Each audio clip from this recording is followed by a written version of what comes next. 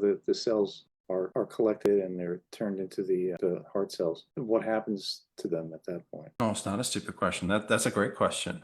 You know what? Oddly, I've never been asked that question. That's a perfect question. We freeze them. So they're frozen down in liquid nitrogen. I forget Emma, you probably know the temperature. It's super cold. And they're stored there until there's a time for their use. Further use meaning to be determined. Right. And an important caveat, important fact is we are what's called autologous. It's your cells would go back into your body. We would never put your cells in another human for their benefit, and we'd never put somebody else's cells in you.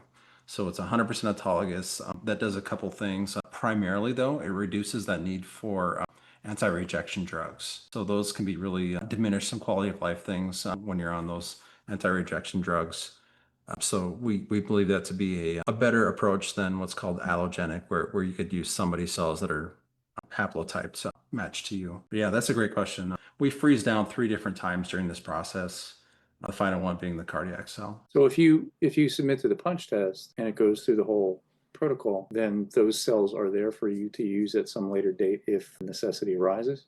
Absolutely. Yeah. So the necessity in the near term would be clinical trials. At the point in time which we would have a commercialized product, those would be available for a heart failure treatment outside of a clinical trial. Once they would get a traditional like drug approval, like any new drug comes on the market, it has to undergo testing, but once it's approved, it can be used for anyone a doctor prescribes it to. So that would be the same scenario in the long or short and long term that a drug would be subjected to.